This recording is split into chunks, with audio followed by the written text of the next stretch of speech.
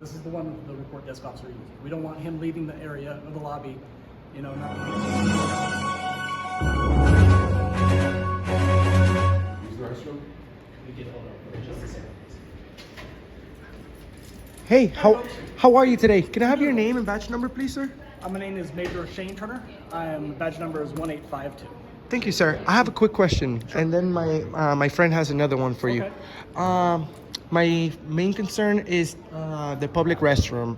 How come this area is being treated as a restricted area? All police departments have public restrooms available for the public, and that sign says no public restrooms. This is a public property. Mm-hmm. Those restrooms were built with tax dollars. Mm-hmm. They should be accessible to the public, but instead we have an officer over here. He's very kind and respectful, but he's keeping people from even being around this area right here. So, I mean, could you explain that a little bit more to us? Sure. So basically what this is the lobby area, and this is where a lot of the public comes in, and they have contact with law enforcement and civilian personnel for records and that type of thing. So basically you have an officer here who's got COVID-related issues, so that we like to keep a little bit of distance. That's why we got the He has screen. COVID-related issues himself. No, I was going to say that'd be a bad place for him. Right well, there. yeah, well, with Omicron and just being out in the Yeah. public and being around the lobby and those types of things, a little bit of social distancing is an ounce of prevention and that type of thing. So it doesn't prevent him from doing his duties or speaking in person with people that come in from the street and provide. Just called me a street person, guys. Well, In the street? Zoom in. well, behind you is the street. I mean, That's what I'm referring to. No, I'm just kidding. That's right. So, and that's the reason why we're doing that. And it's a little bit, safety. We've had some issues where people have tried to have a physical encounter with the report desk personnel, jump across the desk or that type of thing. So we like to make it a little bit of more of a little safety zone for the officers, or a little place for a physical reaction in case somebody wants to become violent or upset or that type of thing. So I know, but I completely understand that. I was concerned about the public restroom use, and happens to be that while I was waiting for you, this gentleman asked to use the restroom. Is that what you asked to do, Yeah. sir? He's also requiring services here, and he asked to use the restroom, and he kindly refused for him to use the restroom. So, well, here's our deal. So once again, like with the ropes going around the desk and that type of thing, that's safety for officer. So the same thing is for the bathrooms. So obviously we don't want to have the bathrooms open and accessible while the officer's in there doing his business. It's for employees, and we don't want anything. I mean, you guys have your own bathroom, right? This is the one that the report desk officer uses. We don't want him leaving the area of the lobby, not being able to respond, to go somewhere else in the building. So you guys refuse everyone to use the bathroom Except for because employees. except the officer. And employees can also use the bathroom. The records personnel will also. Well, I mean, What about customers? we're not customers. We're the bosses. You're the boss of this place. You see, you're a taxpayer. They built this place with your money. So having them put, these guys are very kind. They're very nice people. At least they're not being rude to us, but they're not being as the service should be better. I'm a victim of an armed robbery. Someone Okay. held a gun to my head. I can't just use the restroom. Yeah, she's lucky she didn't pee herself in the scene. She made it here. I wear Depends all the time, just in case. I just need to use the restroom. Do you think you can be? We have thousands watching, sir, right now, thousands. So, do you think you can have some heart and let this gentleman use the restroom? All he wants to do is use the restroom while conducting business here. I understand. So, just as you said, there's thousands of people watching the video, right? Yes. So, one of those thousands of people or hundreds of people in the Kansas City, Kansas area come and see that, then they're going to come into the police department and then ask to use the restroom. And then the whole purpose of us making sure that's a safe and secure place for our employees becomes null and void. Do you think that officer safety trumps constitutional rights? Not constitutional rights, no. Okay. So if it's a public bathroom in a public area that's paid for Well, by him, officers... Let me phrase that. So, Yeah. is your constitutional right to walk freely on the sidewalk, right? Yes. Okay. in any place that's public, not just That's the correct. sidewalk. Yeah. So this lobby and that type of things. But places that are closed off, you don't necessarily have the right to go into. Exactly, but you see that then we're gonna have to go after the proper paperwork that because anything that you're saying that this is blocked off, it should be in writing and official approval, not just by you guys, right? Because this is a public lobby. You can't anyone can just print something up and say, well, this is not public right now from this area forward. We can clearly see that it's not. The public lobby ends right there, and that door starts a restricted area. So this is a matter of first of all, having some heart with victims of crimes who come here every day. The least you can do is let them use the restroom, you know, and other than that, you're all good, you know. Just let people use the restroom here. This is a public bathroom. You guys are, maybe you have a lot of people asking to use the bathroom and it's too dirty. Do you point anybody anywhere? So basically, if you go down there, there's private businesses and that type of thing. Why would you, what would, No public bathroom. exactly. Why would you direct him to private property? This is public property. This is financed by us, sir. He should be able to use the restroom here. You're guiding him to private businesses who require for in order to use the restroom require for you to purchase something. Over here, we have already paid for everything. I understand. But as you can see, so in this area, you can see where this is private restricted. You can see where we ask, you know, the public respect the officer's area and that type of thing. You can see the bathrooms are back there in the corner, and it's also due to the structure of the building. And obviously, we're going to have a wall going over there to show the bathroom. It's going to make it more accessible to the report desk officer. More importantly, the Second Amendment, you're not allowed to have guns in here. What's your take on this being a no Second Amendment zone? Why do you say we're not allowed to have guns in here? I thought there was a sign in the door that said no weapons. Open carry. No open carry. Okay.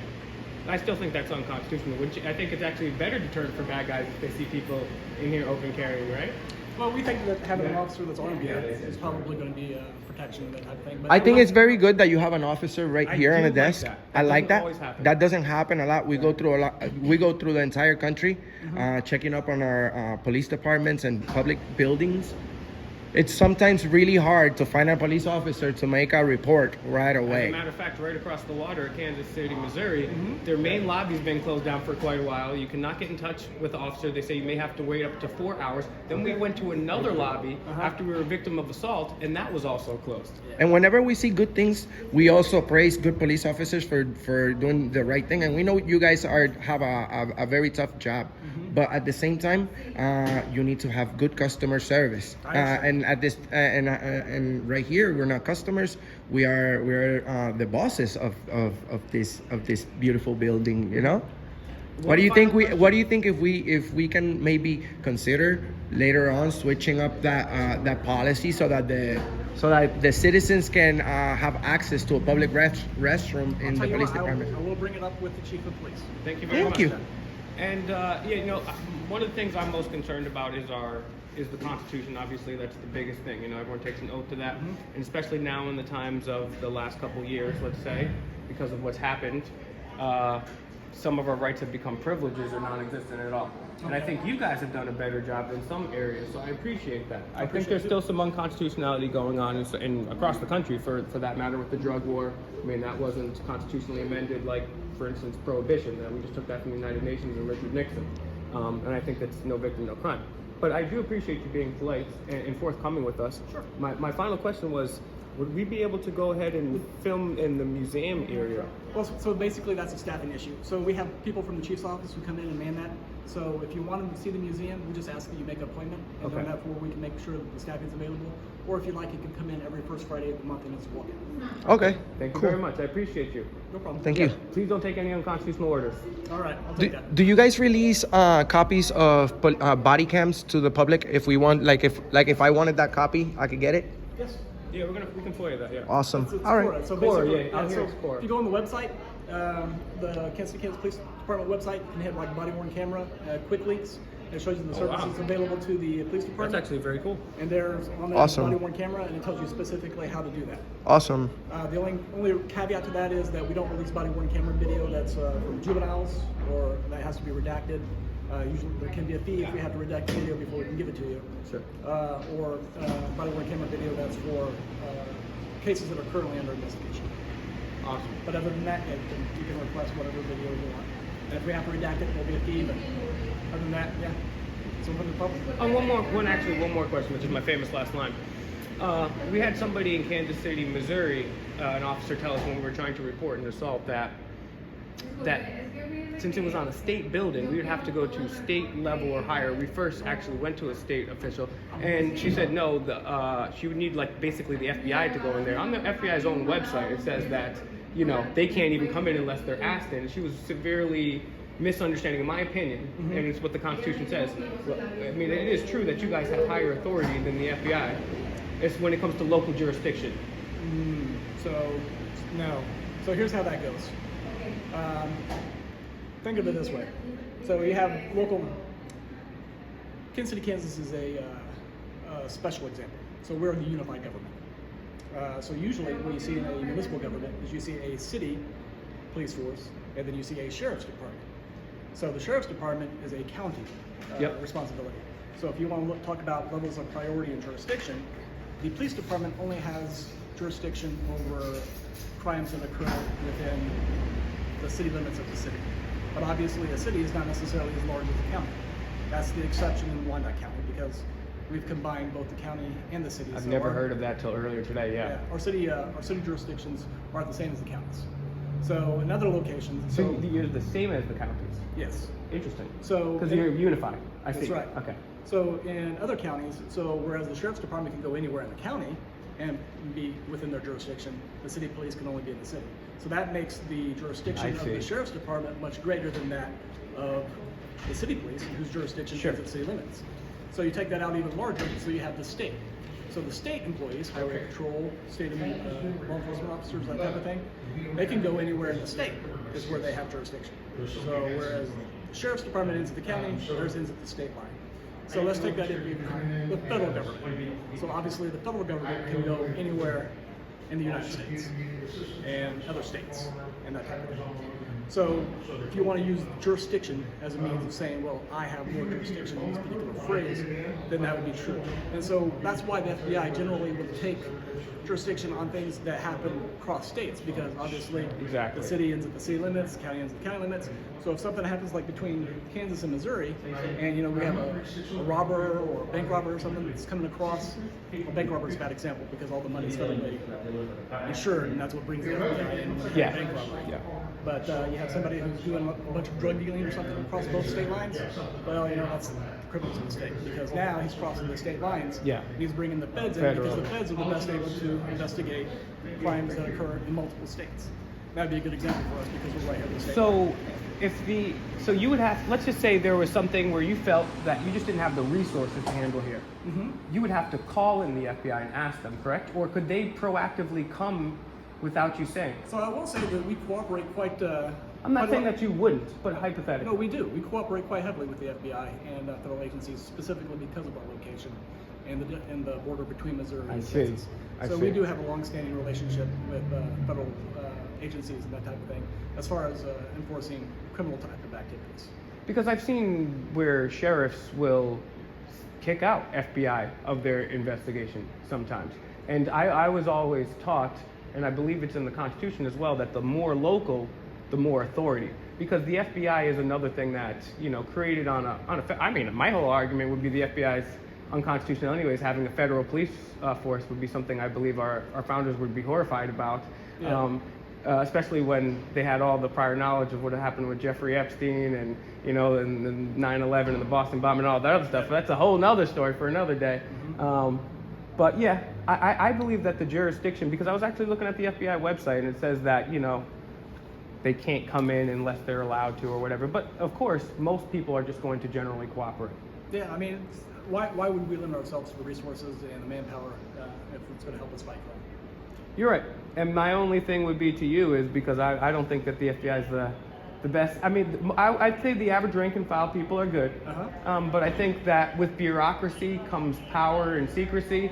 And unfortunately, it's power corrupts absolutely. The Stanford presidents. I've heard that phrase. I'm familiar with that expression. And so it does happen. And, studies will show that psychopaths will tend to gravitate towards positions of power more than humble people like yourself, which is why I'm very thankful that, and this gentleman was very, very polite too. We deal with a lot of people, and you guys are very polite. So I thank you for that. And I thank you for allowing me to have this conversation with you. Thank you for your very time. candid. Yep, and I would say that, I understand the philosophy of absolute power corrupts absolutely and that type of thing.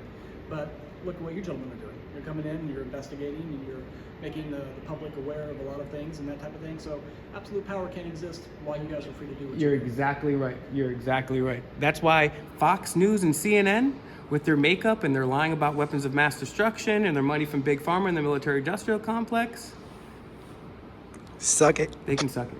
Have a great day, gentlemen. Take it easy. Thank you, brother. Bye. Yep. Take care. Bye. And that's why Mr. America does what he does. We're keeping him honest, and we're having good intention conversations with people that are making a difference. We could go in there and yell, scream, Matthew, no. We're actually having a conversation. Hey, we feel like this is wrong. We feel like this is wrong. What's the constitutionality of this? What's your opinion? And we're gonna keep doing that. Like he said, that guy, that officer, that major, right, said, this tyranny cannot continue if you guys are doing what you do. Freedom will never cease to die as long as you people get out there, be nonviolent. Go to Auditing America, hashtag Auditing America on Instagram. Put your snapback and your fake mic on. Give me your best duck face selfie. Find Auditing America on all platforms, Instagram, TikTok, Auditing America, whatever, on every platform. And then fake mic, real news, all platforms, dogs.